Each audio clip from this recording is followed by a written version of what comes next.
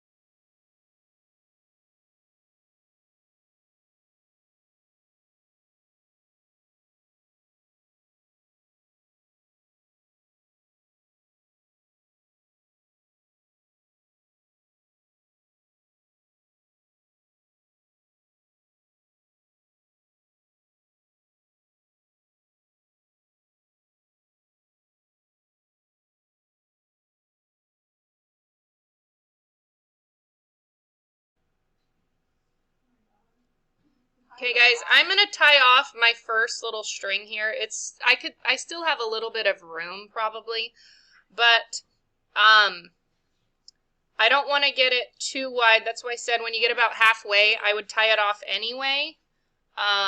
So again, to tie it off, you're going to want to go on the inside.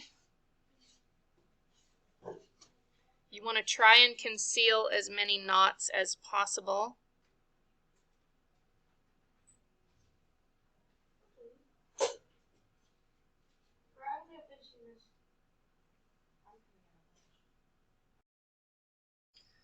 Okay, so now with your polyfill and your pencil, I'm going to zoom out a bit.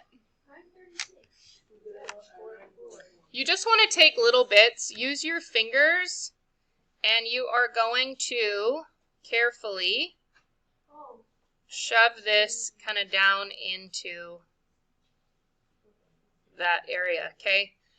You really want to stuff it really tight, okay? So it might look, oh, it's plenty fluffy, but you really want to just stuff it super tight, which your fingers should do the trick, but if you're having a hard time getting into anything, the pencil can be helpful.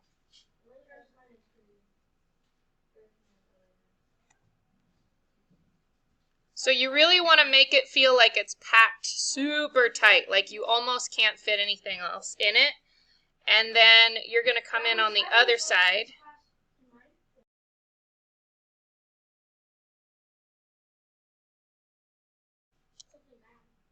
Okay, and I would say that looks pretty tight right there. Okay, I don't want to fill it to where it's bulging because I'm still going to have to whip stitch past this. Okay, so then I'll come in and I'll start whip stitching about another third, and then I'll stuff this side, and you'll slowly kind of stuff it so that you're kind of filling it as you go.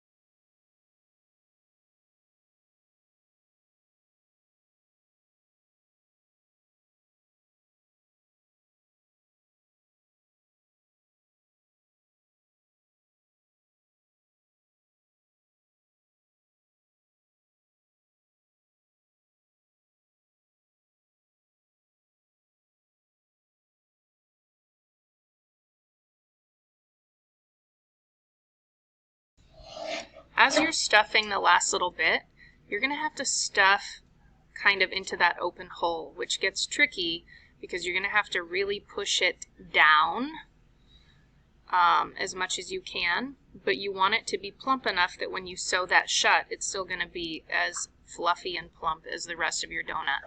So you will need a pin to kind of hold that in there together while you're sewing it up, okay? So kind of tuck everything in, get it even, and then you're going to get a pin to hold that stuffing in while you finish whip stitching it together.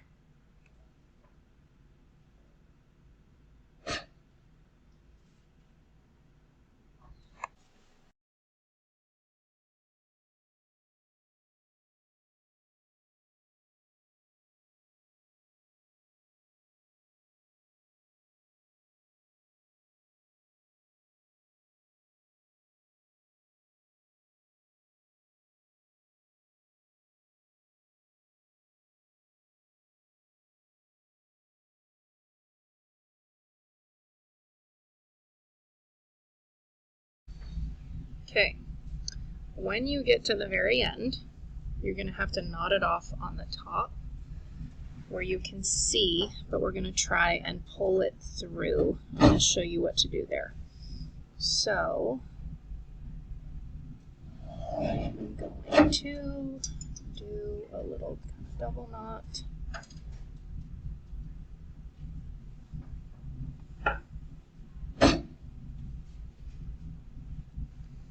Okay, and to kind of hide this, I mean, it's not super duper visible, you can kind of see it, but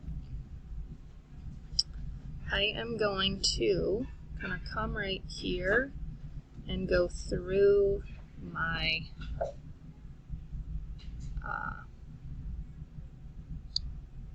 the donut area, I guess, okay? And then I am going to just give this kind of a nice little tug, and it should kind of pull that in, okay?